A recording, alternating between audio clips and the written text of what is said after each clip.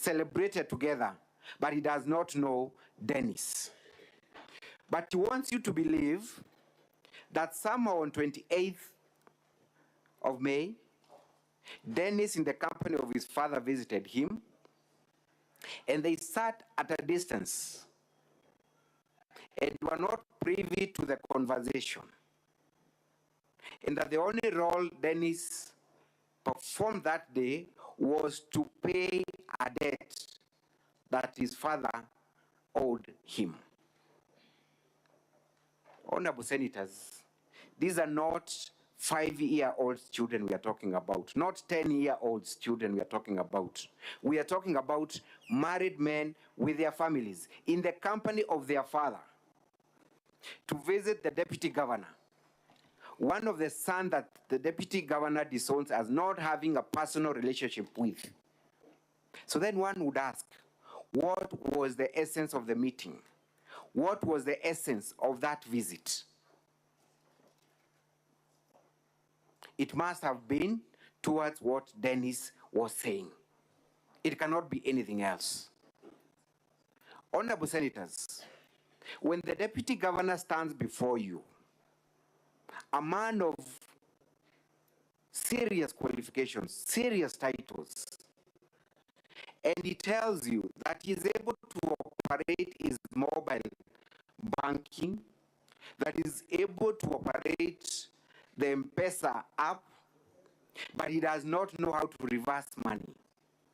That he received 100,000, rather that he received money from Dennis, wrongly sent it to Lucy, but somehow does not understand the procedure of reversing that money. Is it that equivalent to the defense that was given by that gentleman who forced himself on that girl? 2 days after that money was erroneously sent, the deputy governor has not visited any Safaricom shop. The deputy governor has not even talked to his aide because he's entitled to one. He has not talked to his personal secretary to assist him with a simple reversal. And he wants honorable senators representing the entire country to believe that lie. That is not a lie that you can afford to fall for. The deputy governor comes before you and tells you that yes, I had spoken to Dennis' father for this employment favor, that yes, I approached Lucy seeking for this favor, that yes, I received money which he now terms as the payment of debt, and 30 minutes after receipt of that money, sends that money to Lucy by mistake. Now, logic dictates that the chain that is being talked about has not been broken. There is a clear trace of the intention of the money, the person who is supposed to procure that money, the person who is receiving that money first of all, and sending to that specific person. Why isn't it that these 100,000 could not be sent to a Jane, a random Joyce, just a random person? That would have been a lie that would have made sense. But to look you straight in the eyes and tell you that that money was not meant for that purpose, without debunking the entire chain, it's a lie. It's an insult to everyone's intelligence. His key witness, the father, to Dennis, again, is unable to explain why there was need to transfer money from his wife's account to Dennis and back to the deputy governor. And he tells you, he wants you to believe that he wanted to express love to the son by sending him money to go and withdraw, then hand it over to the deputy governor. I do not know how expressions of love are nowadays. But I do not think that senators are able to buy into that. That he gave the son the responsibility of withdrawing the money because the son was quick enough to go to Keombo market, withdraw the money, and come back when he had a driver who can run that errand. But somehow he wants you to believe that the son would have walked or ran faster than his own driver. He operates an M-Pesa shop, he confirms, but does not tell you why that money could not be withdrawn from his own M-Pesa. Obvious lies. Lies that cannot be allowed to go on record. For that reason alone, then you need to tell the governor that he has breached the leadership and integrity code as we know it, that he cannot be trusted with leadership if he can look you straight in the eye, honorable members, and lie to you when you can tell clearly that it's a lie. I can go on and on with the lies, but you've had the benefit of listening to the lies. Do not allow your intelligence to be insulted. I will invite my learned friend, Mr. Mwangi, to take you through the evidence that was produced in this court, in this Senate, and how the County Assembly of Kisii has been able to prove all the 4 charges against the Deputy Governor. Thank you so much.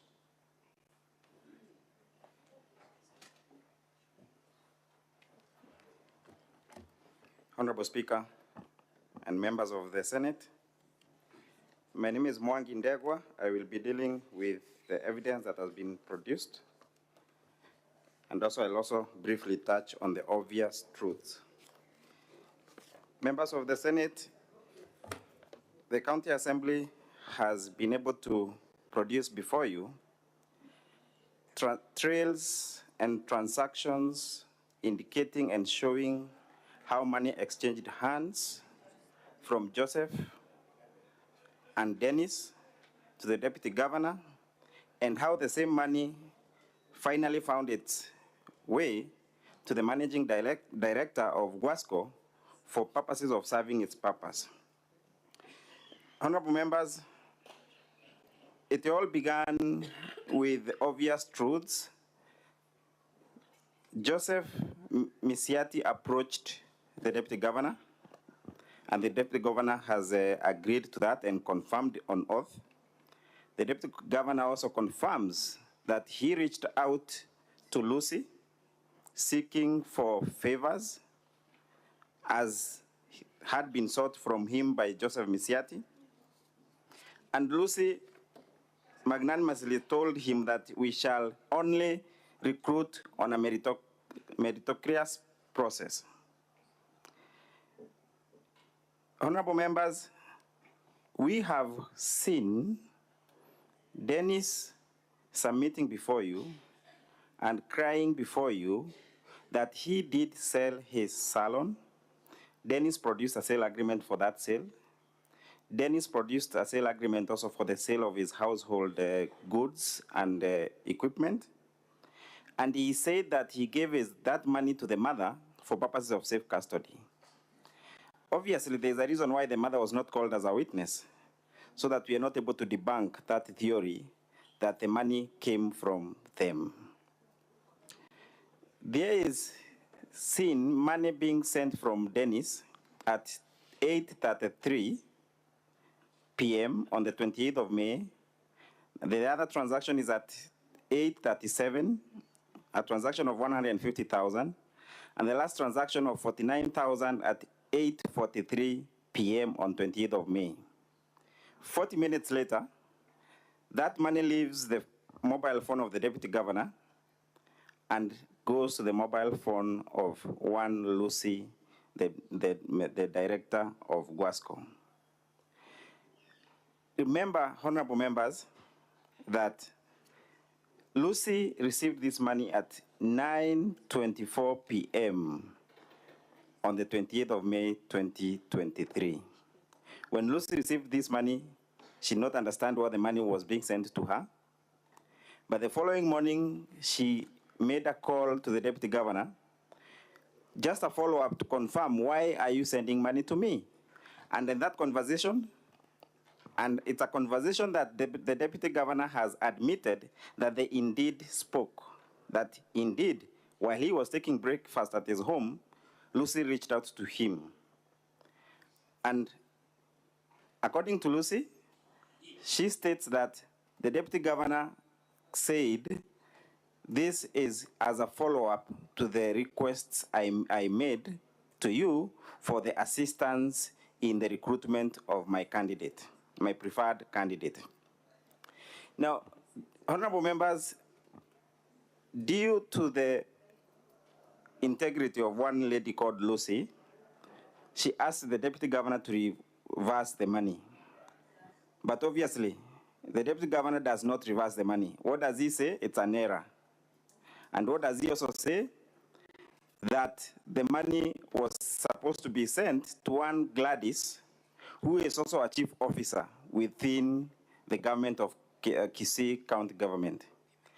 And what we also see later, we also see that there was an intention, or there is a statement by one Gladys, who says in her statement that there was the deputy governor's wife actually approached her for favors in regard to being given the tenders for supplying pharmaceutical products.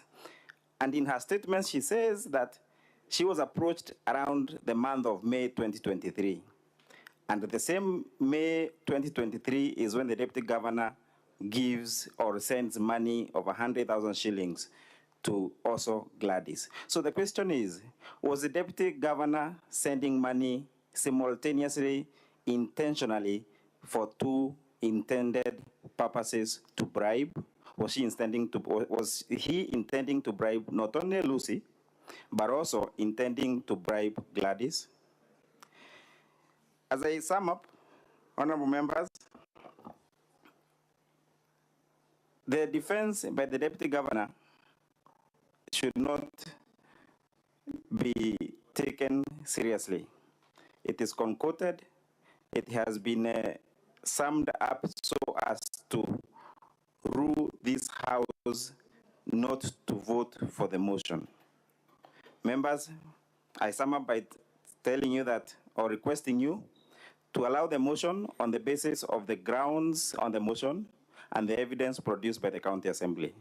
I do invite my brother, learned senior Mr. Ndegwa Njiru.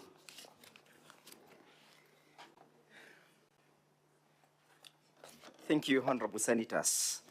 I must begin by thanking this House for spending quite considerable time. It tells me and convinces the whole country that this House takes its work seriously.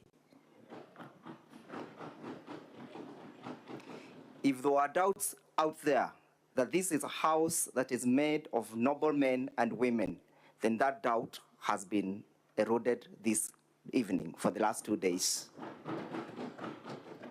And I therefore think it was then prudent for the drafters of our Constitution to think of creating a House of such high repute. A House that has been called upon to offer oversight over the performance of the county governments. Had it not been for this House, I assure you, Honorable Senators, that the deals that the people of Kenya would have suffered out there would be enormous and untold for. It was then prudent and wise that the drafters of the Constitution gave the singular role of oversight to this House and told this House that your oversight will not only be limited to how the resources of the county must or will be spent. The oversight was granted unto you, members of the Senate, and extend to seeing to the effect that Article 10 has been implemented. That is a question of integrity. It calls upon you, honorable senators, to look at the conduct of the people working in the county assemblies. It calls upon you, honorable senators, to see to it that Chapter 6 of the Constitution has been implemented as it is. Chapter 6 of the Constitution presupposes a scenario of the sister's wife, that the people working in the county governments must be beyond reproach. They must not even be suspected of any scintilla element or any iota of misconduct. They should not be suspected that they even attempted to get bribed. This is not a case of an attempt. It is a case that evidence has been led to the conclusion of any reasonable member of the society that yes, Mr. Monda was found with his hands in the cookie jar. That doubt has been erased. When Mr. Monda was put to task, why didn't you reverse the 100,000 shillings that you sent to Lucy? He simply says, I fell asleep. At the county assembly, he indicated that he fell asleep. When he was taken to task and taken through his M-Pesa statements, even as late as 23:57 hours, he was still transacting. When he was put to task, whether he understood the M-Pesa procedures and whether he saw the prompt messages, he simply feigned ignorance. I do not know how to operate an M-Pesa. Ignorance is no defense. Ignorance cannot discount his misconduct. Ignorance cannot let him be pardoned for defrauding the least members of the society. Honorable senators, look at the person who was called upon to raise 800,000 shillings. A destitute youth, a jobless youth, a hopeless youth, a homeless youth, a youth whom we should be, instead of extorting, a youth whom Honorable Deputy Governor Monda should have been giving hope. Honorable senators, the conduct of Honorable Deputy Governor of Kisii County does not breathe hope to the youth of this country. His conduct is a conduct that goes to telling our youths that unless you have a godfather in the status of Honorable Monda, do not attempt to apply for any jobs in this country. That is the message that the conduct of the Deputy Governor of Kisii County is sending out there. This government is spending a lot of time. The senators are on day-to-day allocating money to the counties to make sure that work and jobs are created. Those jobs are not created for the use of the status of the friends of Mr. Monda. The jobs are not created for the people who have connections with the deputy governor like that of Mr. Mossati. The jobs are created for all the youths. And behold, the Constitution provides that we are all equal before the law. We should be granted equal protection. But what is the deputy governor doing? The deputy governor is elevating through nepotism, cronyism, and favorism his friends. What of those youths? What of those, the Mama Mutura who spoke here? The Mama Mutura who passionately said, I have taken my child to school, and she has no connection to Honorable Governor Monda. What is the fate of that youth? Honorable senators, you are being called upon to do one of the most solemn things, to tell any person out there who may think that he has the conduct and the ability of extorting youths like Honorable Monda, that you have no space in the Republic of Kenya. That is a message that must be sent clearly. And it is not just a message that is coming out of this house. It is also a biblical message. It is so biblical in the sense that in the book of Exodus, chapter 18, verse 21, we are being told, select capable men from all the people, all amongst yourself, men who fear God, trustworthy, and people who hate dishonest, and people who hate gains and appoint themselves as officials. This is a member who claims to be a church elder. He claims that he's a member of the SDA. Doesn't he know the dictates of the chapter that I have just read? Is this a person who should be trustworthy? Does he hate bribe? We answer no. Let it not be lost as I sum up that unless actions are taken as against these individuals, we shall water down the gains that we have made. Chapter 6 of the Constitution must be briefed. We must give life to that article. Finally, honorable members of the Senate, permit me to submit that the standard of proof of this case has been met. We were supposed to prove not beyond reasonable doubts.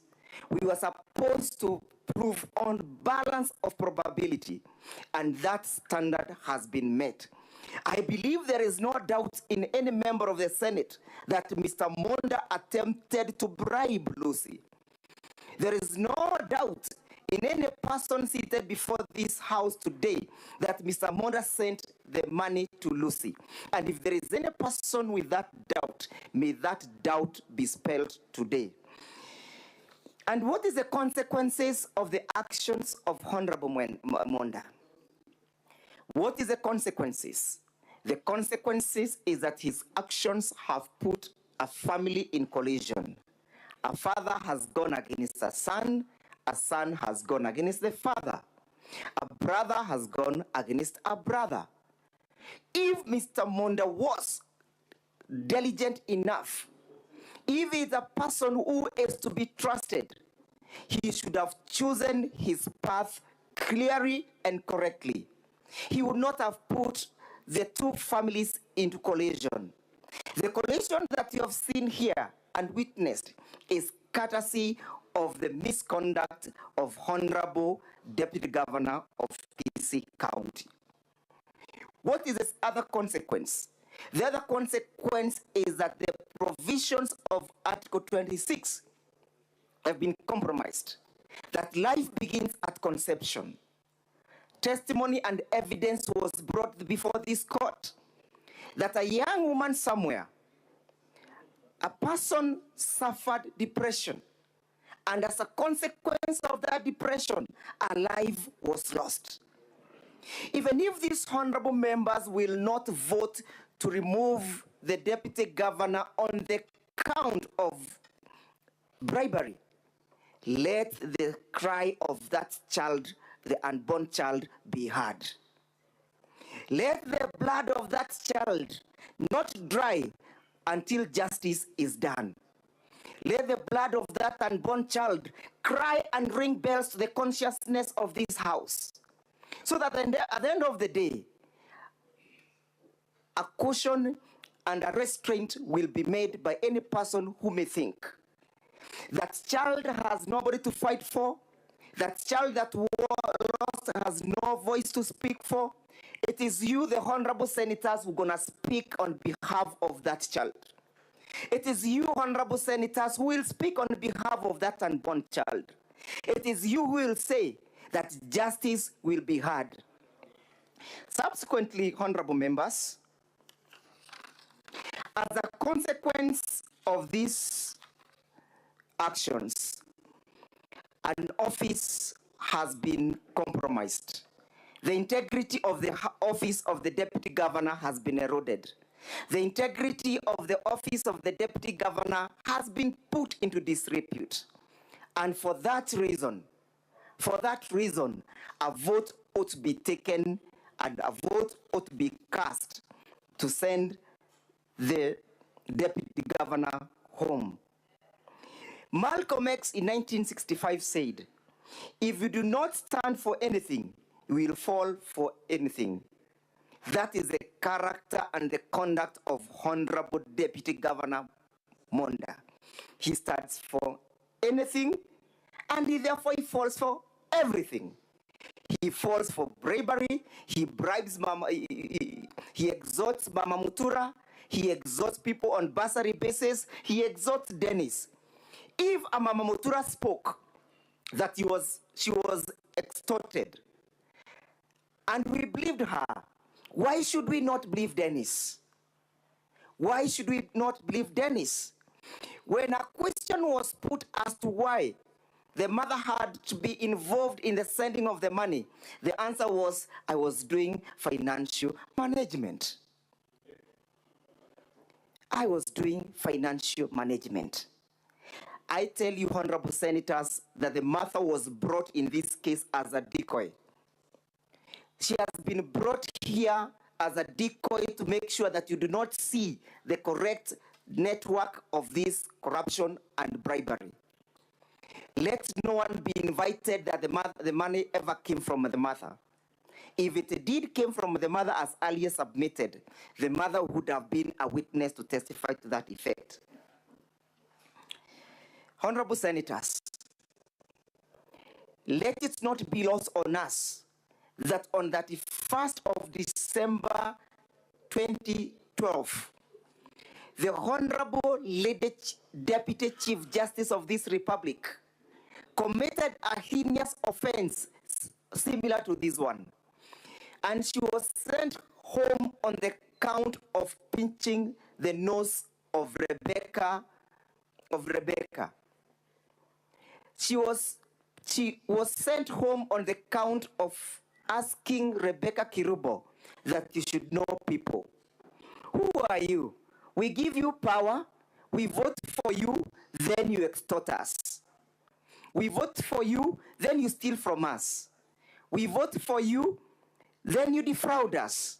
How lucky are you? How lucky are you, Honorable Monda, that we shall vote for you, we give you our votes, and then you defraud us of our money? How lucky can you be, Honorable Monda? How lucky can you be? That is a question that must go and ring bells. Honorable senators, as I sum up, let us draw the lesson from the case of Nancy Baraza. If a Chief Justice was taken home on that one count of pinching the nose and arrogantly saying that you should know people, what of this person who has gained and benefited unjustly? What of him? You are told that 500,000 shillings was being paid as a debt. Has evidence been brought before this case, before this Senate, to prove that Mr. Mosati owed the governor at a particular point? Zero. No evidence. Let us rise to the occasion, honorable members. As I sum up, look at the Watergate case. The Watergate case was a tight case. Somebody breaks and organizes the breaking of the National Convention, the Democratic Convention offices. A president tries to conceal that, and that act of concealing sends President Nixon home. Today, it's not President Nixon. Today, it is not Nancy Baraza. Today, it's Honorable Monda. As I sum up, I am urging this Honorable House to do what is right, not what is popular, not what is easy, not what is enticing, but what is right. What is right is that which shall lead to giving the people of Kisii County justice. What is right is that action of upholding the provisions of the Constitution of Kenya. What is right is that of saying that the sovereignty of the people of Kenya must be respected. Finally, honorable members, for the loss of that child, and I insist, for the loss of that honorable child, Honorable Monda must go. For taking of the bribe from poor Kenyans, Honorable Monda must go. For failing to breathe confidence to the youth of this country, Honorable Monda must go. For failing to uphold the integrity of his office, Honorable Monda must go. For taking for granted this house, that he can blatantly lie to the house, Honorable Monda must go. For failing to bring and for lying before this house, Honorable Monda must go. I urge you, Honorable Senators, Honorable Monda must go. Much obliged.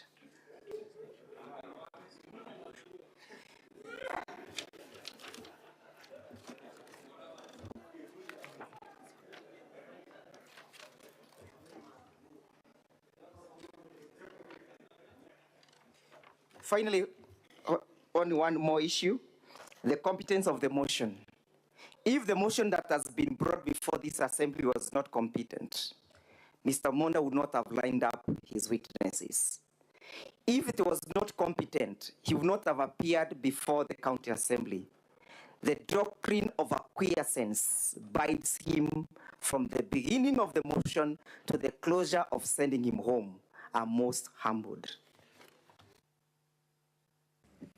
Thank you. Now we shall move to hear the closing statement for and on behalf of the Deputy Governor.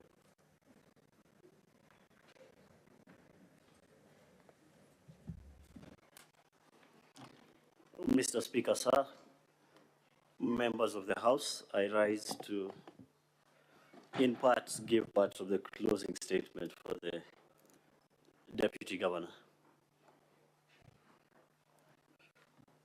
Mr. Speaker in the House, I'll reiterate the words of a member of this House who said during these debates that justice must not only be done, but must also be seen to be done.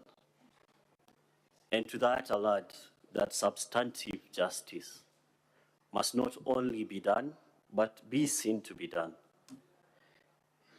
And the reasons why I put this to this House as it goes to deliberate is that we have a situation where the DG has not had the opportunity to get substantive justice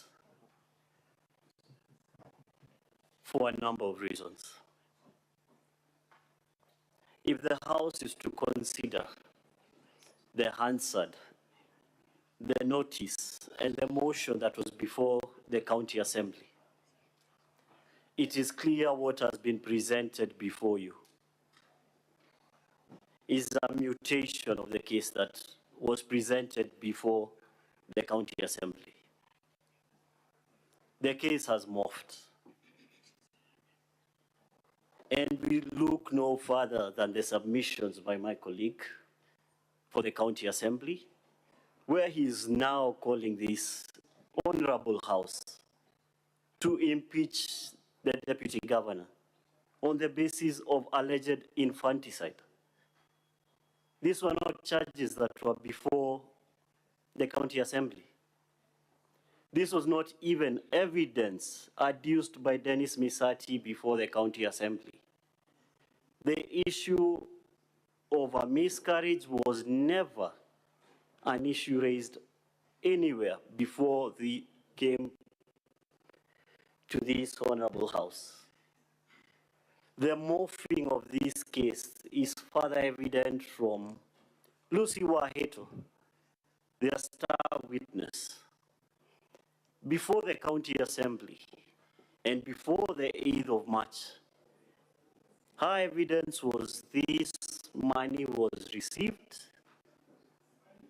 erroneously, we assume, from the Deputy Governor. They had a telephone conversation.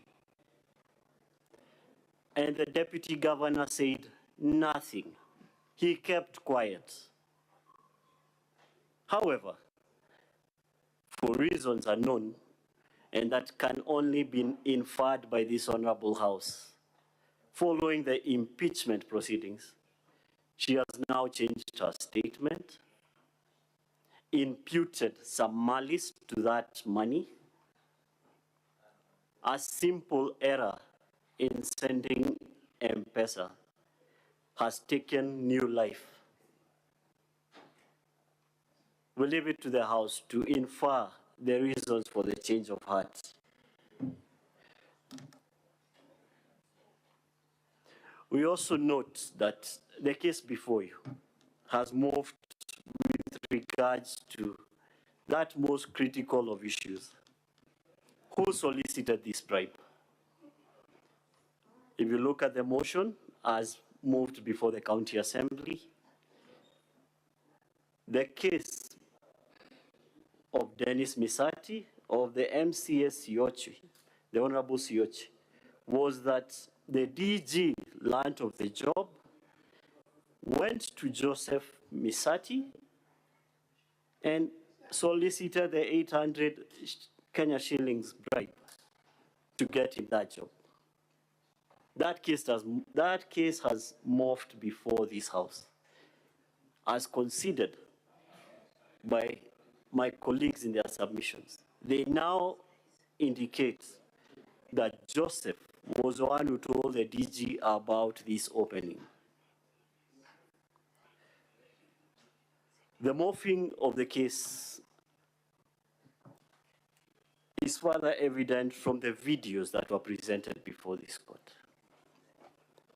The issues of bursaries and bribes that are linked to those bursaries.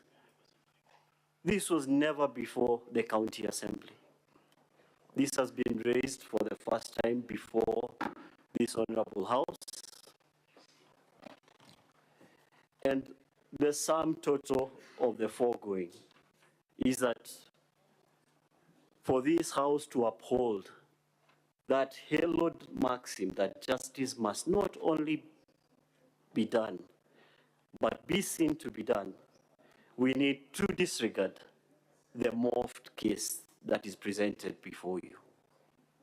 And in so doing, you need to make an inference that there's a motive to the mutation.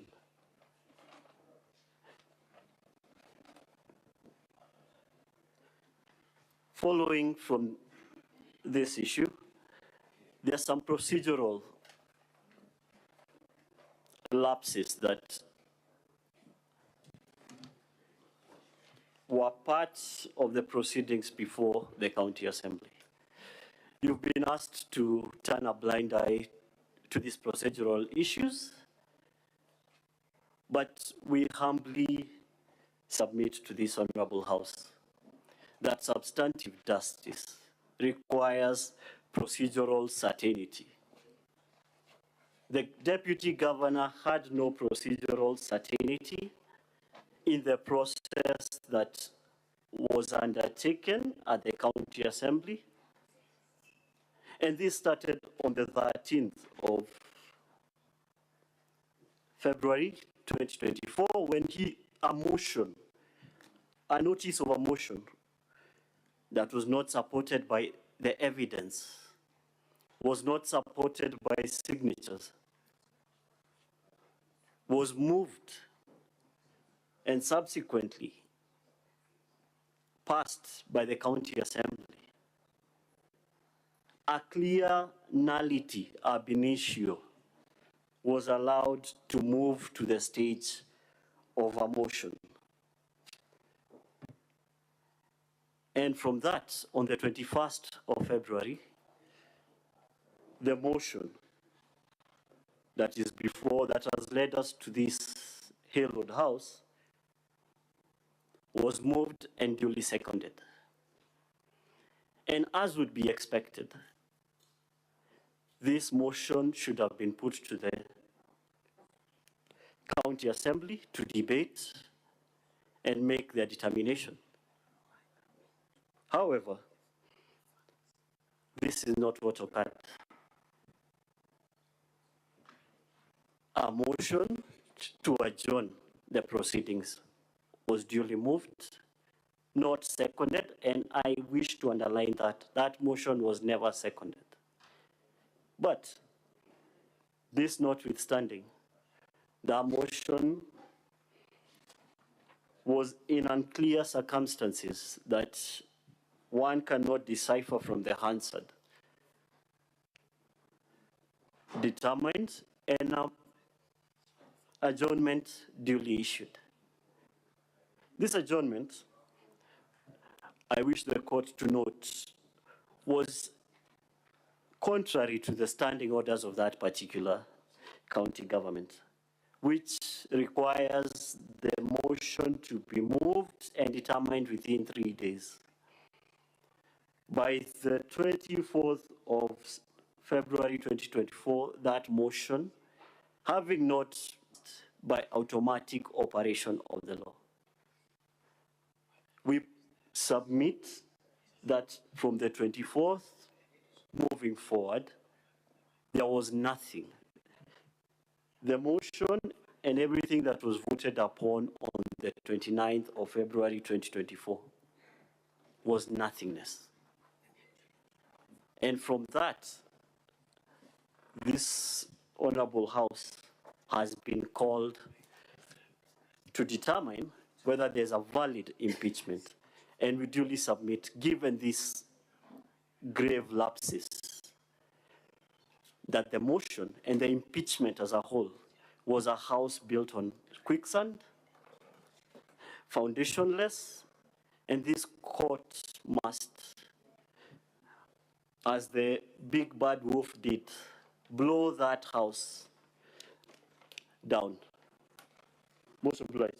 I will now call my senior, Mr. Katwa Keegan, to conclude the submissions.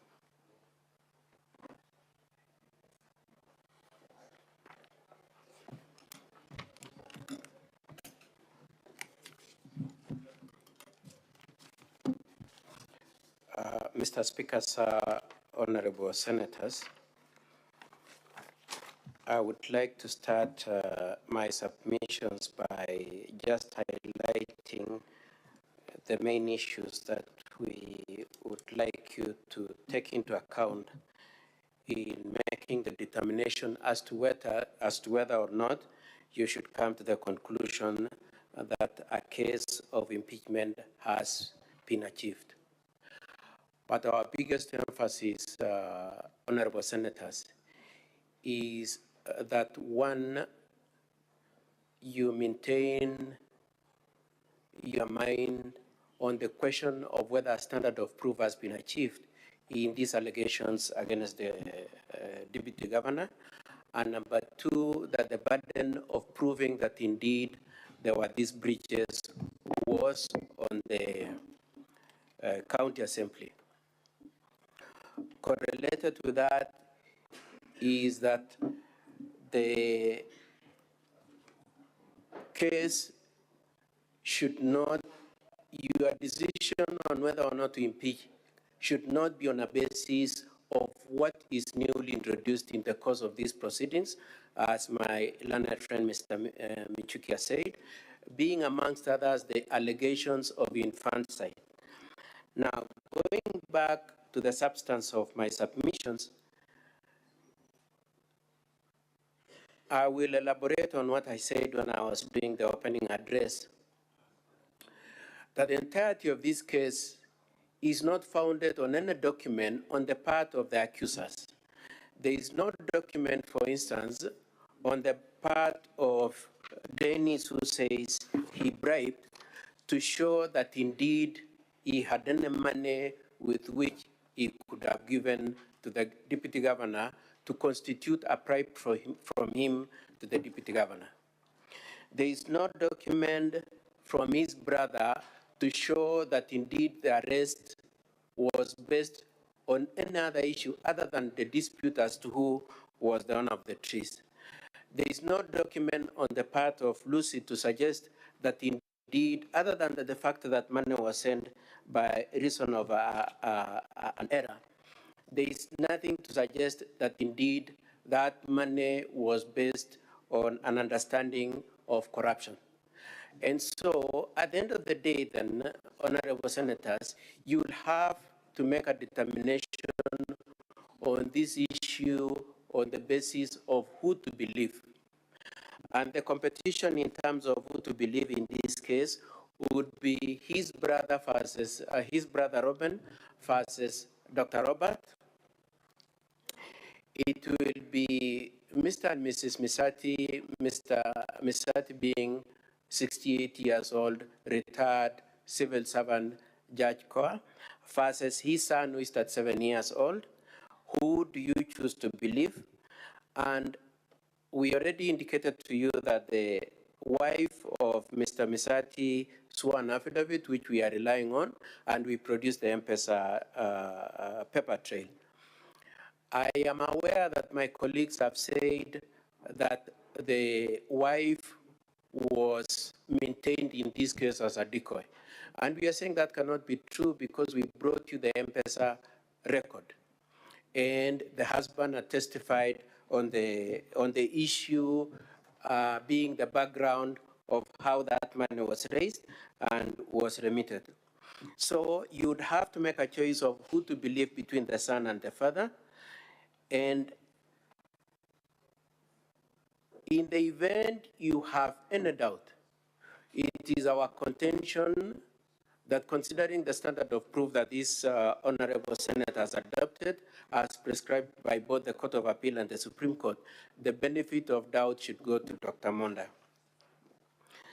We would also pray that in considering this, you be careful that you do not end up with a situation where you allow a national Senate to be a forum for determination of family disputes. All the witnesses and the entirety of the case that the County Assembly has brought is founded and based on family. Now, I would like to digress at this point and just point out to you like this, that we have brought material with which we have contended that the reason why the Deputy Governor is standing trial is because of the issues he has raised to the Governor, and that the Governor then has initiated these proceedings for the Deputy Governor's impeachment. Now, we would pray very much that in the course of your consideration of this impeachment motion, that motive, that reason for having brought this case be a dominant factor in your minds. But more importantly, the decision having been made and determination having been arrived at that he must be subjected to impeachment, the fact that they were not able to find any case of either procurement, misappropriation of funds, and accountability of any other issue, the fact that the most that they could come with to you for impeachment, that the only thing they could come is through families, through his brother, through the son of Mr. Misati, to spoil the friendship, that is the only thing they could come up with.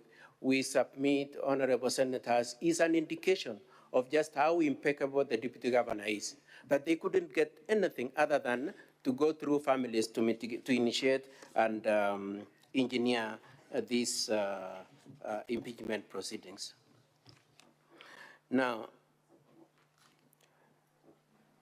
before I come to the standard of proof, I would want to just invite your attention also to the fact that the main allegations in this before this Senate for impeachment being whether or not he received a bribe from Dennis, whether he gave a bribe to Lucy, whether he threatened Dennis, whether he misused the county staff, and whether he is culpable for having his brother arrested, are all issues that are in the hands of institutions and agencies that you as legislators, as lawmakers, have designated to take responsibility of investigating and determining. The three first counts being the question of whether he received a bribe from Dennis, whether he gave a bribe to Lucy, and whether he actually threatened Dennis, are all issues which the witnesses readily admit are in the hands of the Ethics and Anti-Corruption Commission. The issue of whether he improperly caused the arrest of his brother is an issue before the police. And the issue of whether or not there was misuse of the county staff, the witness came and said is in the hands of the county assembly. With that in mind then, we would like the question to occur to you as you entertain the question of whether or not to impeach, as to whether you will choose to intercept a process of investigation by EACC, by the police, and by the Kisii County Assembly. You will intercept that process, take over the process, and make a decision on it. Or you would rather wait for the determination of the cases before those agencies, which you yourselves as legislators have already determined should make those decisions. Now, my colleagues for the County Assembly have relied on two cases, and those two cases are of very doubtful basis. The first one is the very repeated story of one Nancy Parasa having pinched somebody's nose. That's one thing they're relying on to persuade you that you should impeach the deputy governor. The other one they're relying on is the repeated reference to Watergate. Now, honorable senators, we would like on our part to bring you nearer home on what you yourselves have said, and in terms of your standard of proof for purposes of determining impeachment. And the first point, the first threshold is the provisions of Article 181 of the Constitution. Article 181 of the Constitution, 1A and C require that before you come to the conclusion that there is reason to impeach a deputy governor or rather a governor, you need to be satisfied that indeed there is cross violation. And our question then to you would be, on all the 5 counts, on the allegation of a bribe from Dennis, giving a bribe to Lucy Waito, the allegation, the alleged threat to Dennis, the alleged misuse of county staff, the alleged arrest of the brother, do you come to the conclusion that indeed there is cross violation? The other criteria is found at Article 181, 1B, being that there is a serious reason to believe that a crime has been committed. And we submit, honorable members, that based on the analysis of facts that my colleague who came before me has made of the facts, and which I will look at again briefly in a short moment, we submit that there is no manifestation of any gross violation of the law, and there is no serious reason to believe there is any crime that was committed. And further, in applying that criteria, when you are considering the question of whether or not to impeach the Honorable Governor, His Excellency Honorable Iria, you, through your special committee, you said that in the event an issue is in the hands of an investigative agency, then that investigative agency should be allowed to conclude their proceedings. And in that case, you said the EACC and the Public Procurement and Oversight Authority should be given room to conclude the process. And if they come to a conclusion that there is indeed any wrongdoing, then they can come back to the Senate through the County Assembly.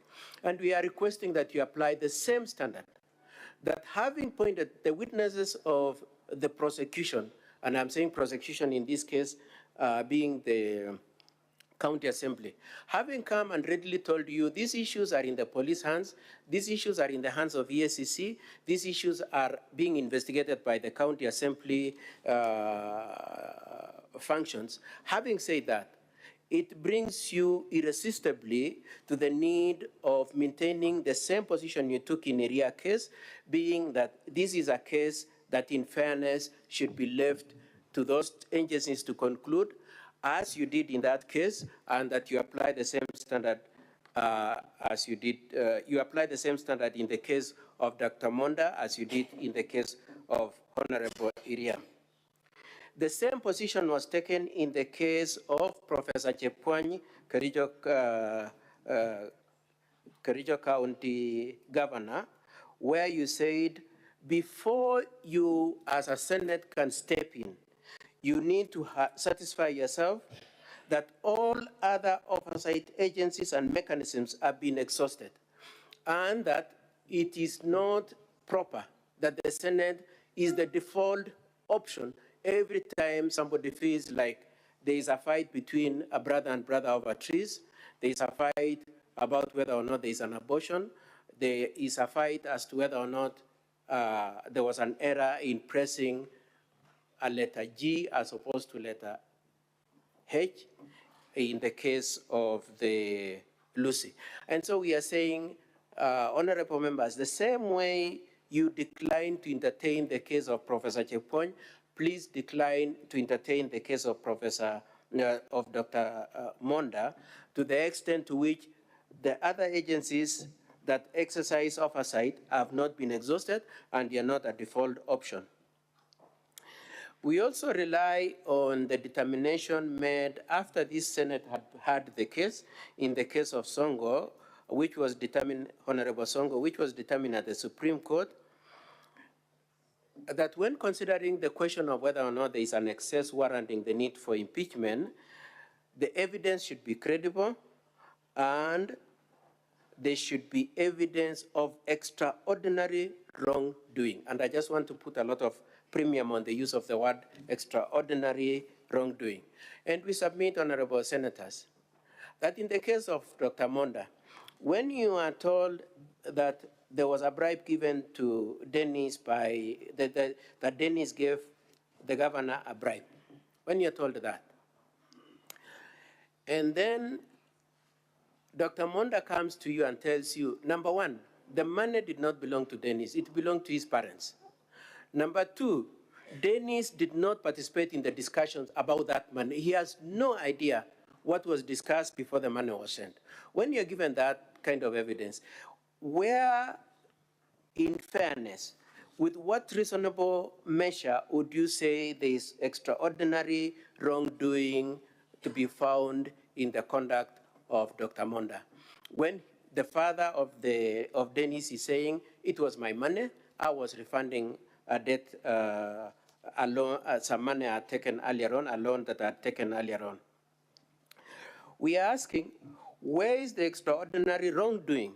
Where is the gross violation? Where is the serious crime in the issue of the 100,000 to Lucy Wahito? It is a fact that indeed money went to the M-Pesa of Lucy Wahito. But we pray that you juxtapose that point with number one, the point we've made that it was an error. Now, I am aware from the questions that you asked Dr. Monda in the course of his evidence as to the question of whether he has M-Pesa app, why he slept without seeing who the money had gone to, and so on and so forth. But all that said and done, if I were Mr. Ndegwa, I would refer you to the Bible and say, throw the first stone if indeed you can say none of you who has a vote in this Senate has never made a mistake to send money to a wrong person. And we pray that to the extent, I would want to imagine that 100% of you have done. But even if it's not 100%, I'm sure most of you have done. Please do not throw a stone in the direction of Dr. Monda merely because he made a mistake that any of you could have done and is, or is otherwise likely to do. And for those people who are skeptical about whether or not the mistake was there, we pray that number one, where you have doubt, that doubt should be exercised to the benefit of Dr. Monda. On the allegation of threats to Dennis, Dennis says that the threats were communicated to him through his father.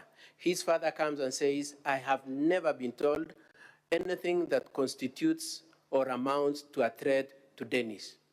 And so, with that kind of a situation where Dennis readily admits that I never spoke with Dr. Monda, and says that threat was communicated through the father, and the father says there was no such threat, where do you find cross violation? Where do you find serious basis to assume that a crime has been committed? Where do you find a basis to say there was an extraordinary wrong committed, as was determined in the case of His Excellency Honorable Songo? On the issue of the county staff, we are all, the witness came and readily considered that the deployment of the staff is not exercised by the deputy governor. The staff are assigned to him. He doesn't have a say on who is to be sent there. Now, if, as that witness said, it were to turn out that the wrong type of staff was sent there, that there are enforcement officers who are sent to cook and were to cook for dogs, as Mr. Ndegwa said, if that were to be the case, whose mistake is it? Are you going to impeach Dr. Monda for having been sent enforcement officers to go to the kitchen, or are you going to ask that the county enforcement officer and the Public Service Commission do account for that? We pray that you do find that point as to whether or not the right staff were there cannot be pegged on the head and on the shoulders of Dr. Monda. Now, the issue of the 20 enforcement staff, you saw clips there were attempts to play clips and so on and so forth. Nowhere did you see the 20 staff, the 20 enforcement officers going to effect arrest on Ropen, the brother of Dr. Monda. There's nowhere where there's any evidence of 20 people going there.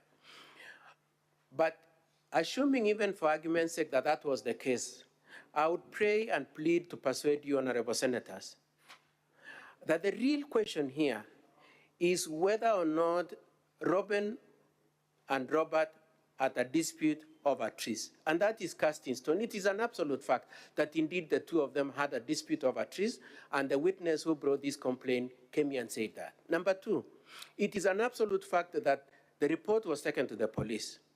Three, it is an absolute fact that it is the police who effected the arrest and took Ruben to the police station.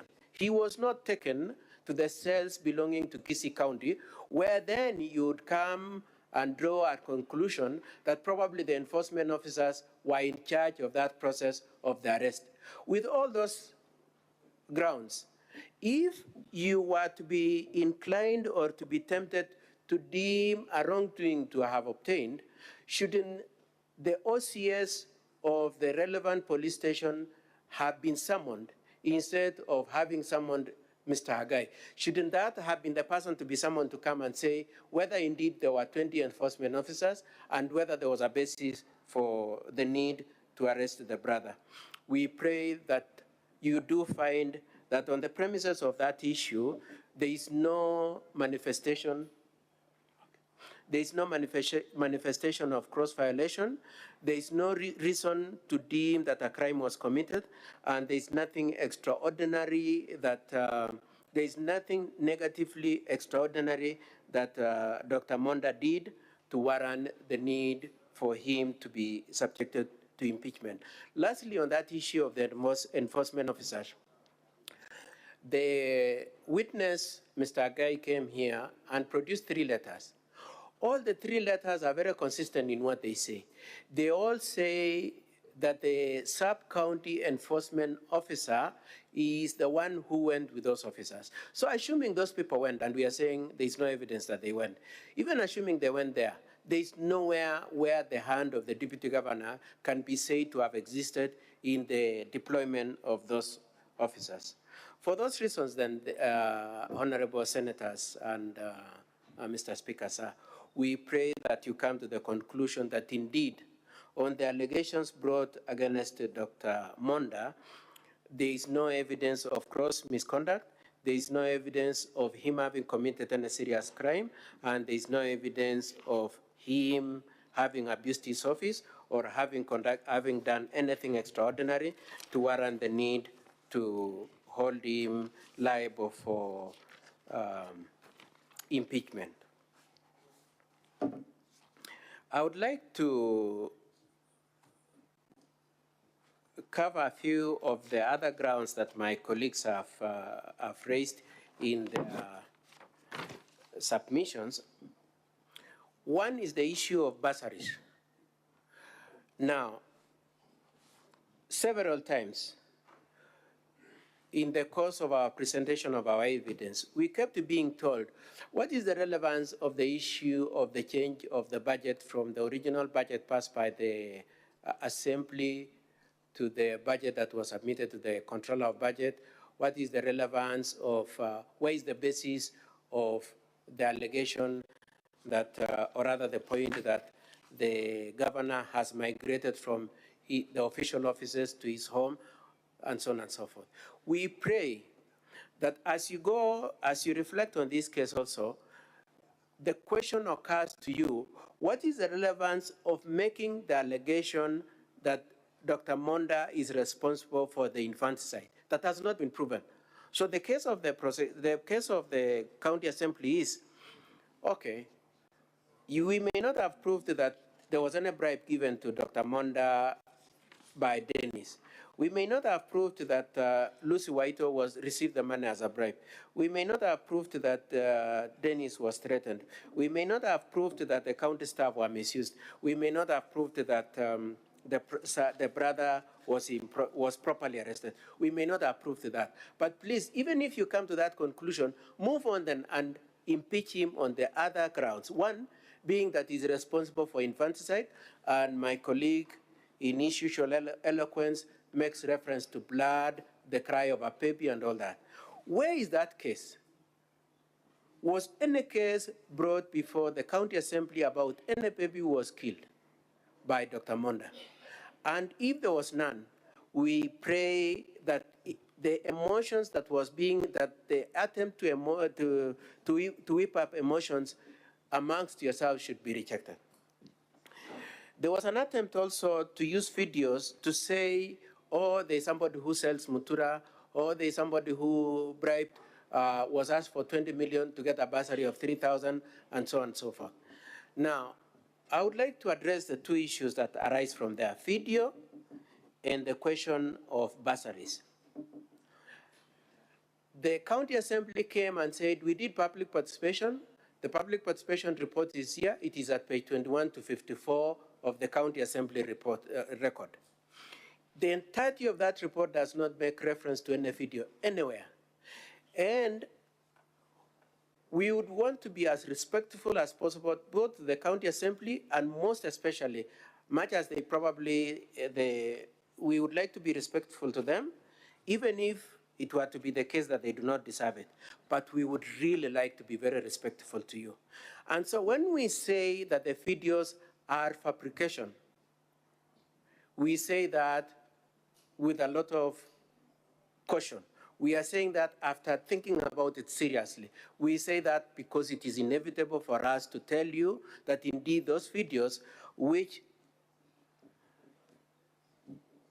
a number of the senators said the Mama Mutura and a couple of others touched them.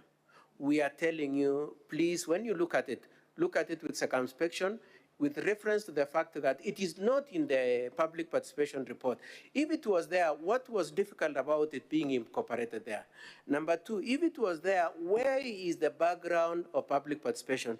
We pray that you reject those videos, you reject the emotion that those videos were meant to whip up. On the bursaries, when the witnesses were cross-examined, they came to a point, both especially Honorable Sioja, Honorable Karen Magara, and the other witnesses readily said that the issues of bursaries are domiciled in the office of the governor, and that there is a committee that deals with those bursaries. So at what point would you as senators be being asked to deem Dr. Monda to be involved in bursaries when the witnesses for the county assembly are contradicting their own witnesses through those videos, saying that bursaries have nothing to do with the deputy governor? We pray that the issues around the videos and the bursaries do apply to every aspect of this case, being that there is a lot of manipulation of testimony, fabrication of testimony, and an attempt to mislead this Senate.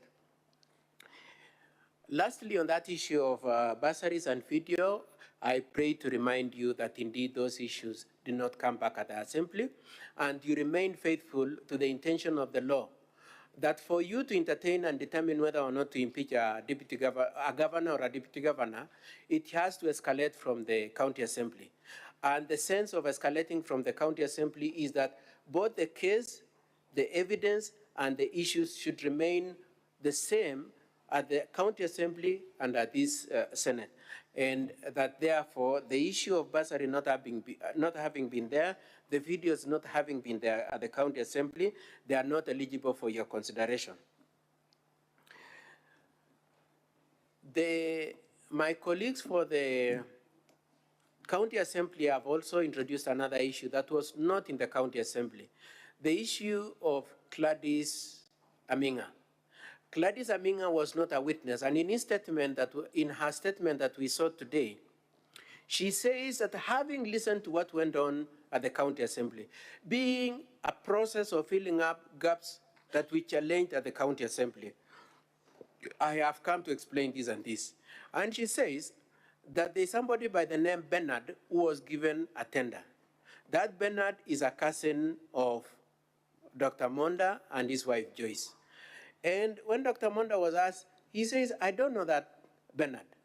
And so the question is, to what extent would the county assembly go to fabricate evidence and to assign relatives so as to demonstrate an alleged case of manipulation of procurement? One. Number two, my colleagues in the course of cross-examination of Dr. Monda asked him to confirm that indeed he forced Gladys Aminga to award a tender to the said Bernard. And when Dr. Monda insisted on being shown where that alleged force was there, they abandoned that line.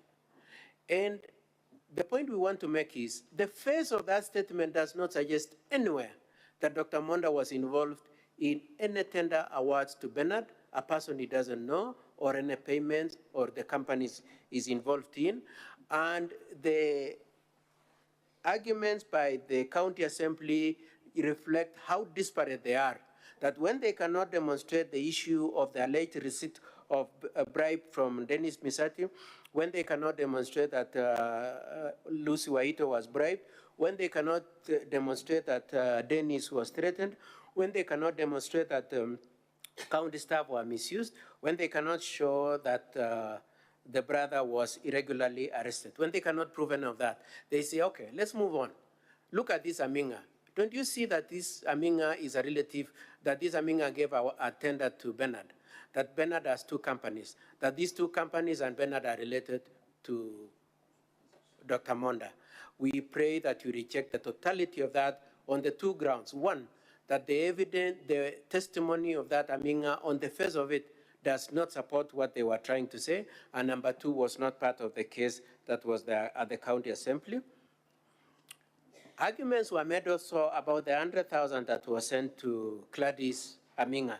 Gladys Aminga readily said that as a witness of the county assembly, I received 100,000. And in our affidavit, we have said in addition to 100,000, he received another 40,000 and received another 65,000.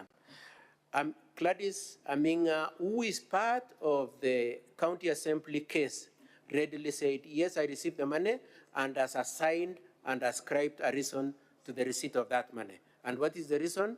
Supply of ballast and other construction items and transport services.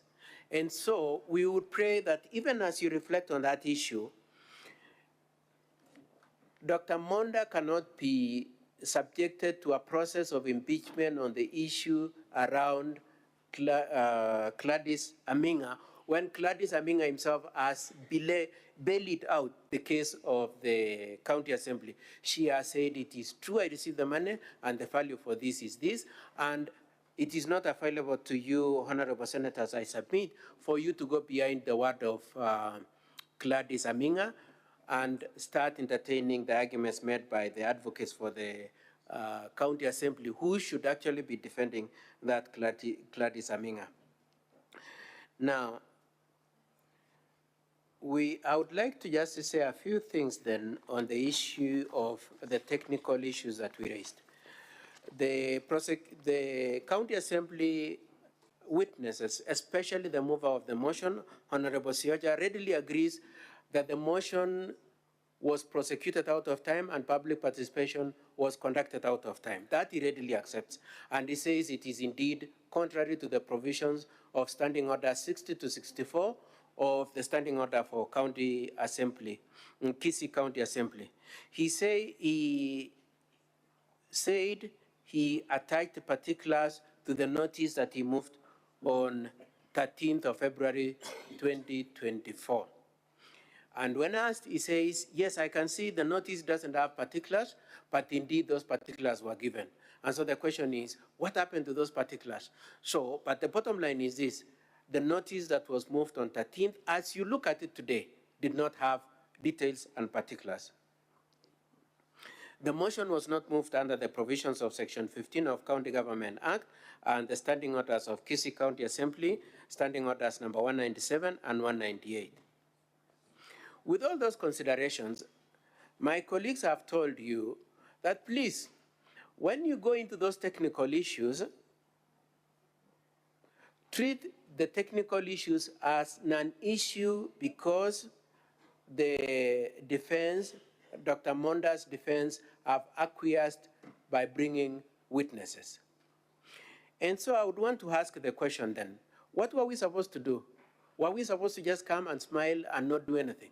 One. Number two, we raised those issues at the start of these proceedings, and the ruling asked us that the issues you are alleging, the question of whether or not it was on time, whether or not it had particulars, whether or not it was moved properly, are issues that we'll have to determine after listening to the facts. And so we are saying that by presenting witnesses, we were not acquiescing nor abandoning our preliminary issues. We were doing what the ruling of this Senate said, being that demonstrate the basis of those technical arguments through the facts that you will adduce. And we have demonstrated that spectacularly through both cross-examination of the witnesses of the county assembly and through our own witnesses confirming that each of those wrongdoings happened. Now, I am aware that a number of senators have said that we should, based on the provisions of Article 152 of the Constitution, 159 of the Constitution, we do not want to look at the technicalities. And then on our part for the Deputy Governor, then we would want to ask you, what was the purpose then of the rules? Why are we sitting, why did we sit yesterday up to midnight? Why are you sitting past hours today? Isn't it because the law prescribes that some things are to be done within time? Isn't it because you are being faithful to timelines? And if you, at this national level as senators, are prepared to go out of your way and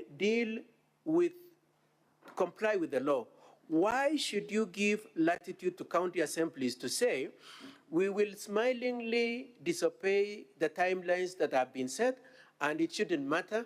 Why should you extend that latitude? And most especially when those county assemblies do not come and say, oh, sorry, we were out of time because there was an earthquake. They are not saying we are out of time because there was COVID outbreak. They are not giving any reason or any excuse for why they are out of time. We pray that for purposes of standardization of the rights of the parties, for purposes of the rule of law, you do insist that unless there's a good reason why you should invoke the provisions of Article 159 and entertain issues and say it is a technicality. Before you do that, a justification needs to have obtained, and that justification and the law allows for that extension. We submit that the law does not allow anywhere for that extension of time. And therefore we pray that you do reject the motions for lacking particulars, for mutating from the date of 13th when the notice was issued, and mutating into something different by the time it was being moved on the 21st as a different motion and for not having been moved properly. We pray that you do be faithful to the law that is keeping you seated here today up to this time and yesterday also. You do enforce that law and say that motion is null and void to that extent. Now, I am aware that the probability is that the county assemblies have been casual about it. I would pray that the Senate, in developing jurisprudence, do not encourage that feeling that it doesn't matter. All we need is to just throw anything in the face of the Senate, and the Senate will readily entertain it. That you do say everybody must follow the law, and that otherwise the rights of parties, including Dr. Monda, will stand violated.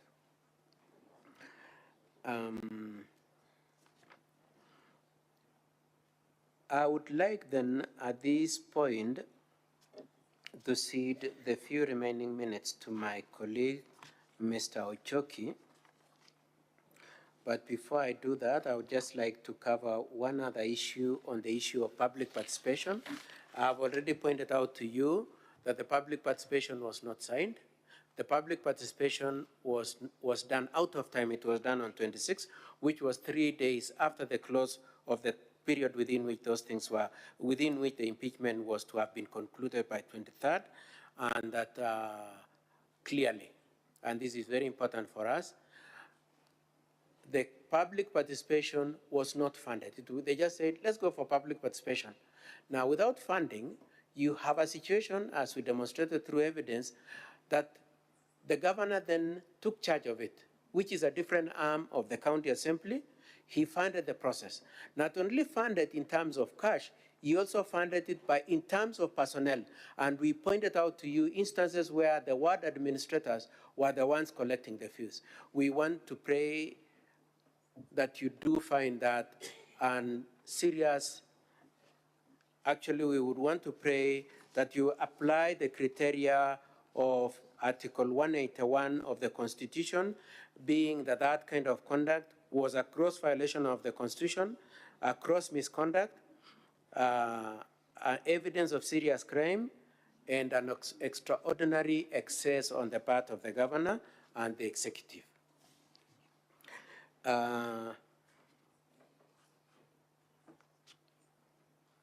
With that, then I would pray. Sorry, one last thing before I hand over. Arguments have been made about Lucy Waito having been bribed. Now, collateral to our explanation that indeed it was an error to have sent this money to Lucy Waito, we pray that you keep in your minds these other collateral circumstances. Number one, Lucy, in a statement of 8th of February, says the interviews were done on 15th of May 2023, and says this money came to me on 28th of May, which is approximately 13 days down the line. Now, she also readily says that the interviews that were done, whichever date it was done, according to her, she wanted to change the date from 15th to 25th. But our position is that it was on 25th, but whichever way you look at it, whether it was 15th or 25th, the position still remains that by the time she is receiving the money, the interviews have been done, scoring has been done, and the scoring has been done by people other than her. And she says, if you want to succeed in those interviews, assuming anybody really was determined to succeed in those interviews by crook or whatever means, you would need to go to those people who are scoring. She does not say that when, in her allegation, she does not say that Dr. Monda told me to go and influence the board members. So if you were to say that there was any intention of influencing the interviews, wouldn't it be necessary then to ascribe intelligence to the mind of Dr. Monda? And in ascribing that intelligence to him, to say that if he was really interested in compromising the process of getting this job for Dennis, he would go to the board members who are answerable to him, because those people are appointed by the office of the governor, where he serves as the deputy. So we pray that you keep in mind those two things. One, by the time this money is coming, scoring has been done, and the winner or the successful candidate is already a closed issue. Number two, if it was intended to bribe, and get this job for Dennis, the people that needed to have been approached are the people who are scoring, and it is a fact that there is no allegation of those people having been approached. And for those reasons then, I pray, honorable senators, that you do find that the threshold has not been achieved in this case of Dr. Monda. One, number two, that this Senate cannot be a platform of any default case of a pen being lost, they come here to say impeach him. Whatever small thing, including family disputes, that this Senate, this Honorable Senate is not a forum for that kind of resolving family disputes. Number three, that you do find that to the extent to which these cases are in the hands of constitutionally mandated agencies, being EACC, the police, and the county assembly, you should cede ground for those institutions to conclude their process. And lastly, that considering that this is a question of one word against the other, you do find that our witnesses are credible, are superior in the quality of their testimony, as opposed to the witnesses who the county assembly called in the disparate attempt to achieve the removal of the deputy governor. With that, Mr. Speaker, sir, and within our time, I would request that my colleague, Mr. Ochoki, comes to close our submissions. Thank you very much, honorable senators, and Mr. Speaker, sir.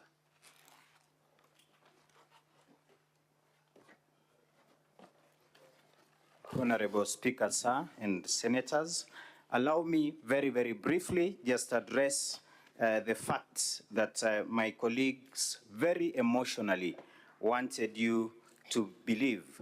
A church elder has been called a culprit and a liar in this honorable house. But if you are to look at the evidence in totality, honorable senators, you are being told to send the honorable deputy governor home when he never spoke at any given time to the complainant, the gentleman that is now famously known as Dennis. Dennis told his house that all information about the bribe that you are being told the DG took were told to him by his father. His father was here. He came here and swore and told you there was no bribe. Dennis told you that 300,000 shillings was given to the deputy governor by him and his father. His father was here. He told you there was nothing like that. He told you that the 251,000 that his father sent to the deputy governor was a bribe. His father was here and he told you that wasn't a bribe. The senators have asked the witnesses about timelines from when the deputy governor received the M-Pesa message to when he sent it to Lucy Wahito. You have not asked the question, honorable senators, after how long upon receipt of those funds did Dennis send them to the DG? That gives credence to his father's position that that was instructions, that money was supposed to, he was supposed to go and collect cash, but because the shops were closed or the M-Pesa outlets were closed, then he could really do nothing. You have been told about a bribe to Lucy Wahito, and a lot has been said about the 100,000 shillings. Honorable senators, look at the statement of the deputy governor. Shortly after the alleged conversation with Lucy Wahito, he sent Gladys Aminga the 100,000. Then his version, purely because of the 100,000 shillings that was sent to Gladys Aminga, is believable. He is not a liar. You have further, honorable senators, been told that that money that was sent to Lucy Wahito was a mistake. All of us make a mistake. I'm not as old as the honorable DG, but I have sent money to wrong numbers.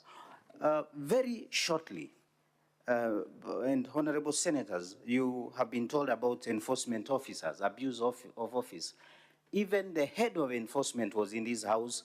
There was no mention of a single name of an enforcement officer that did the acts that you are being told were part of the abuse of office. Further, honorable senators, when you sit to make a determination, you saw the drama. And when we started, we told you, you will see the kind of preparations, the fiction that the other side had prepared. You saw people cry here. It's just sad that all the people, the brother to the DG, can come and tell you that a police station is 2 kilometers away from his home. He has not made a report to that police station. He has traveled 500 kilometers to the Senate. He's telling you, send his brother home. That is akin to that old lady or the lady in the Bible who was saying, cut the child into two. The Senate is being told, cut the child into two. Send the senator home. You cannot send the senator home, honorable senators, when the evidence of a father who loves his son is being said that do not believe the evidence of a father who loves his son, wishes his son the best, and who's come here and told you that there was nothing like that. So all those charges that have been brought against the deputy governor are nothing more, and as my brothers have submitted, they do not meet the threshold. In as much as my brother was telling you, send the governor home, let the governor go back to Kisii and serve his people. He was elected, and the job of the Senate is to check out. And my brother has told you and submitted that clearly there is nothing. If you are to send the deputy governor of Kisii home, based on the evidence that have been presented to this house today, you will do a lot of injustice, honorable senators, to the people of Kisii. Let the governor stay, let him go and serve his people. That is our plea, and we hope that you will not believe, and there will be no stain in the name of this great public service servant who has served this great country in very many different capacities. Thank you very much, honorable senators. We pray.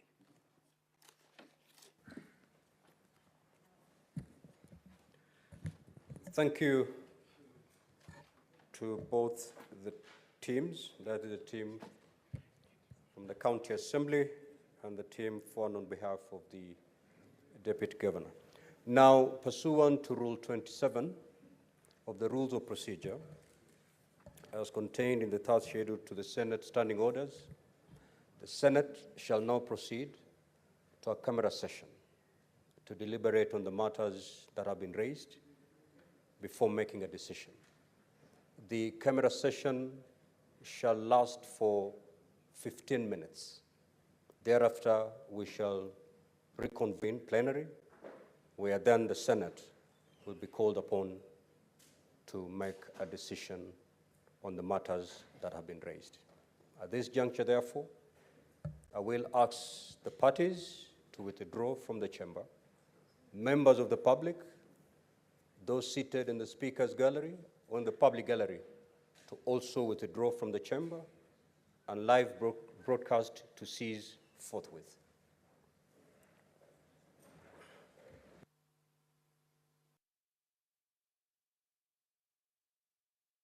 Can we proceed that way? Thank you, Mr. Speaker. And Council, take him slowly. I will. Mr. Deputy Governor, confirm that you confirmed before the County Assembly. Ndizi TV.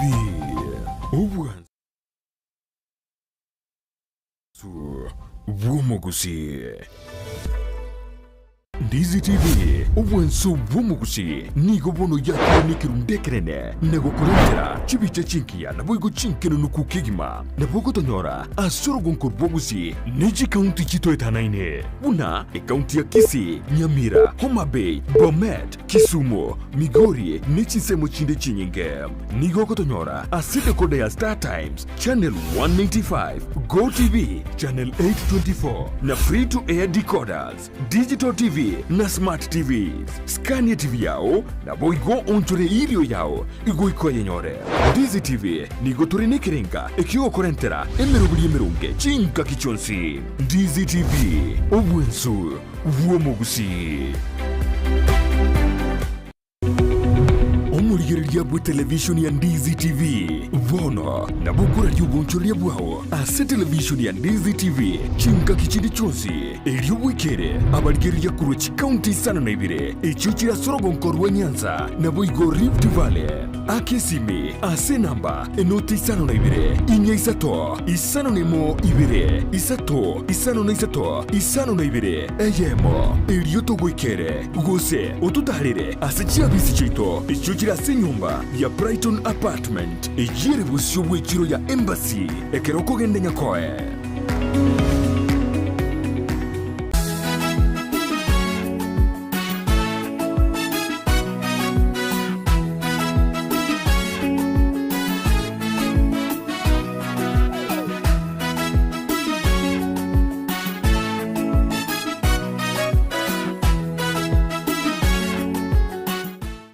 Omurigiriria bwe televishoni ya Ndizi TV nigo tugukwiraniria ng'ambiya muno asoko genderera guturigiriria na gutusira kira rituko asemerubirio yaito yonsi chinsemero ngebere na ine bono onye kendegia korekanire asekenyuru kiao ekiotagete utumanye asubwango mono abonda isi veke nambeye asesemi yao enoti isano na ibire inya isato isano nemo ibire isato isano na isato isano na ibire eyemo erioto akere n'abasaki baito baikasure na kubekora boti ubwo asembeo emesa ya mangana maya ya Ndizi TV nereyo kwa bekire simi yao ime.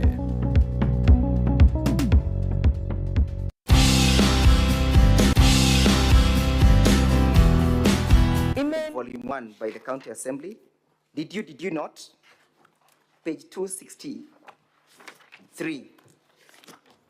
263. Did you have a look at that affidavit, Mr. Witness?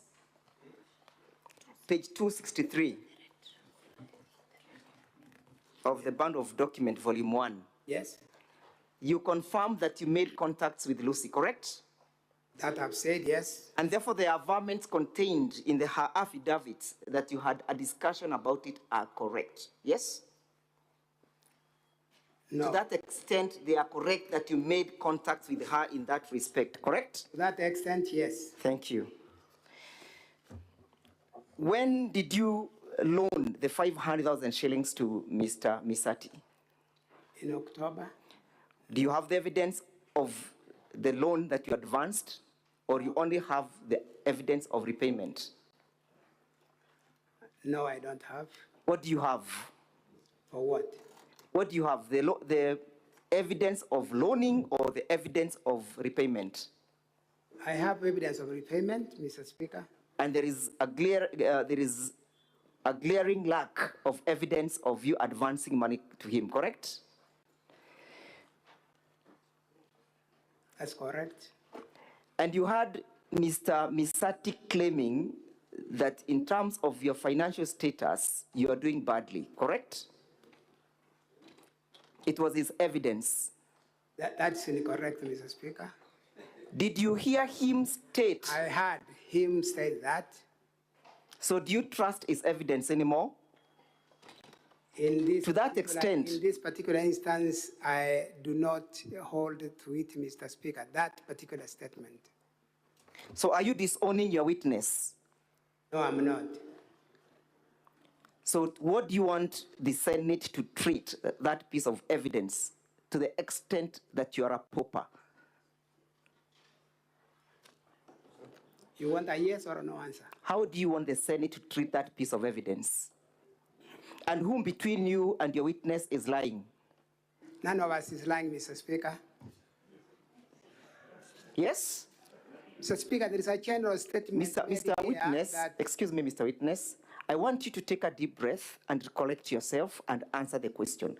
Who between the two of you is lying? Your witness or yourself? Mr. Speaker, once again, I'm trying to answer the. Go the ahead. What attorney is your is, answer? blocking me. What is your answer? My friend, Mr. Misati, while standing here as a witness, talked about problems of politicians, and he said most of them have challenges in terms of money. And at that point, he indicated that I may be one of them. So I'm asking, who between the two of you is lying? You have not answered the question. Lying in what? Mr. Misati alleges you're not doing well financially. You allege you are very well financially. I've not said I'm doing very well financially. Thank you. I'm saying, Let us like go any to- other politicians. It's I'm okay. doing You have as answered my poor- question. poorly as the others. You have answered my question. Mr. Speaker, sir, I want to refer the witness to the bundle of document by the Deputy Governor as filed at page 111. It appears a bank statement from Leah Nyachera Onsare. Do you know that individual? Yes, I do. Who is she? She is my daughter. Can you see entry dated 18th of August 2023? Yes, I do. What, in respect to these proceedings, is that entry or does that entry relate to? It relates to a transaction between Mr. Misati and Leah Onsare. Your daughter, correct? Yes. And you had Mr. Misati indicate to this as distinguished assembly that you're the one who requested him to send your daughter the 200,000 shillings, correct? Yes, I did. You still claim to be doing well financially? I'm saying yes, I did. You still claim to be doing well financially? Yes. Council, your time is up. The 15 minutes are up. Well, I'm well guided, Mr. Chairman, but we have had a lot of interruptions, Mr. Speaker, sir. Enacted our standing order. Time We put standing order number 30. for interruption. Please, Mr. Speaker, sir, because this is a very crucial witness and Speaker, carries the crux I of the remember matter. last We night, would better I was also almost the last person to sacrifice leave the chamber. our other 15 I've minutes been here and since deal morning. with the witness. If it's, And the questions, let me Can ask you the question, give that Madam council an Speaker, with all opportunity to respect. speak, please? because when you are dealing with our key And the witness, people who are asking who was questions in the previous Dennis, session, the they are county, the same the, people asking county questions. the defense was Just given tell me why I'm sufficient here. time to deal with that Then witness. if we can just have them to At ask least 1 questions, hour they then were we can granted. watch like others. at Even home. if you not get more than 1 hour, at least we just get 1 hour for dealing with the key witness, because this is a key witness, Mr. Speaker. Sir. Senator Karungo Dhangwa. Council, Just, I may not be on a able to point of give you information, 1 hour. You have been in the House, So, and that is your can you that is a legitimate request for something expectation of the reasonable? people who brought. How many 30 minutes should I give you? 30 minutes, Mr. Speaker, sir. I'll try to do within the 30 minutes.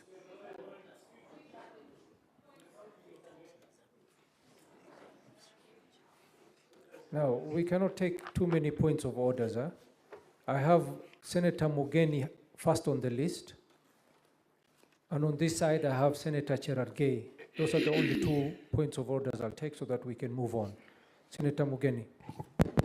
Yes, Mr. Speaker, sir, because this is a quasi-judicial proceeding, and we want to be seen to be fair to both parties, and since this is the star witness, is the one who is actually trying to defend himself, and we need to get an opportunity to interrogate all the issues and to also to give counsel enough time, I'll plead, Mr. Speaker, sir, that we allow him 45 minutes so that we don't, if somebody is reviewing our record, we don't seem to have been favoring one side to the disadvantage of the other side, Mr. Speaker.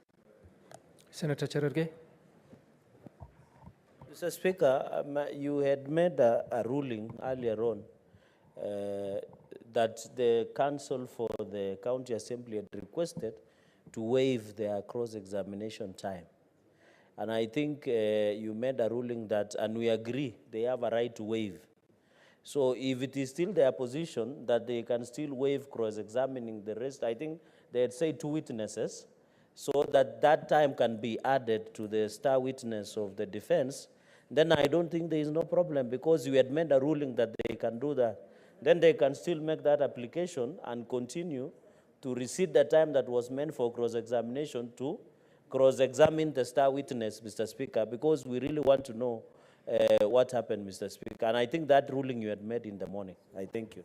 Okay, I will allow two more points of orders, and this time I'll take ladies. Senator Crystal Asige. Senator Crystal Asige. My apologies, Senator Crystal. Apology accepted. Thank you Thank very much, Speaker.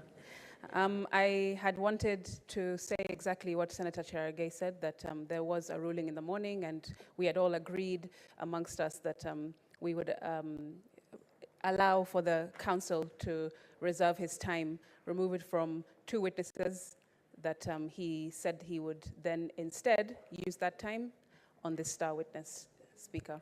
Thank you, Senator. On this side, Senator Gloria. Speaker, I am of the opinion that as much as I understand that the ruling was made earlier, Speaker, but 2 points have been raised prior on issues of technicalities, even from the County Assembly, Speaker. And when we deliberate in Senate and we give our final decision, Mr. Speaker, it's imperative that we ensure that we are not giving someone the basis to go to court and say that the procedures were not followed well, or that people, for instance, the County Assembly side were under duress to waive away their 15 minutes, Mr. Speaker. We were here yesterday till midnight, and I believe if 15 minutes will be the difference between someone going to court to say that we did not follow the procedure, Mr. Speaker, just allow for them to prosecute the amount of time that they require, and I believe they're only asking for 15 minutes. Yeah. Thank you. Thank you, Senator. Counsel, your time to cross-examine 2 other witnesses previously. I'm being informed you do have a balance of your other 15 minutes. So I will give you a further 15 minutes to see if you can conclude your questioning. We are most humbled, Mr. Speaker, sir. Okay.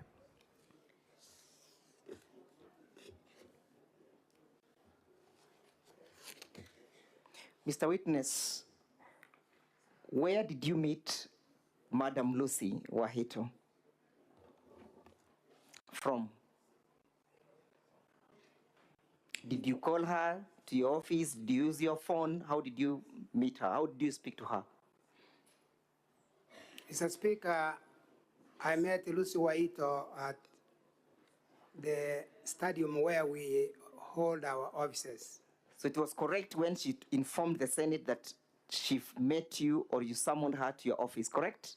No, it was not a summon, Mr. Speaker. You called her to your It was office. a casual meeting out there. The governor had a different function, and I met her in that function. You met her in the function. Did you look at the pleadings of Lucy Wahito appearing at page 263, her affidavit in the bundle of document, volume 1? Did you see that averments, paragraph 13? Which one? Did you see paragraph 13? We are trying to look at it. Of the affidavit. Which page is that? Page 263.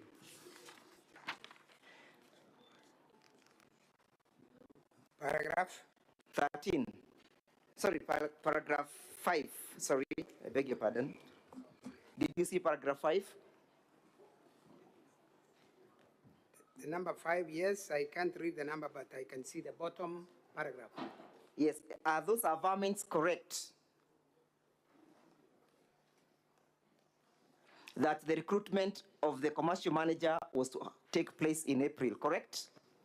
Yes, it is correct. And that is the same time that you met Mr. Misati and the boys at your house, correct? No, Mr. Speaker. I'm asking, in April is the same time you met them, correct? That's incorrect, Mr. Speaker. Which month did you meet them in your house? It was in May 28th. May 28th. Let's go to the May 28th now, because you have taken us there. Would you recall the events of May 28th?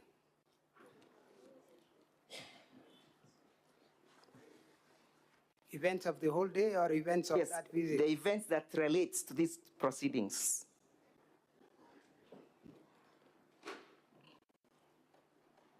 Yes, Mr. Speaker, there was a visit by Mr. Misati and his sons to my home. How many sons were in the company of Mr. Misati? 4. 4 of them.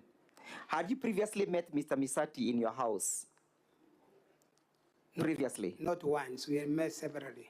Was it every time casual or usual for him to be accompanied by his 4 boys?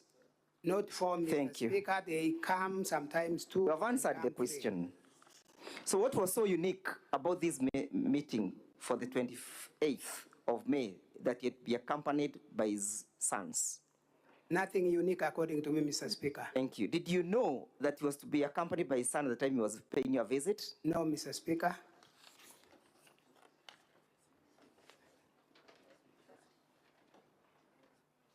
And prior to this meeting, had you met Dennis Mokaya Misati before? No, Mr. Speaker.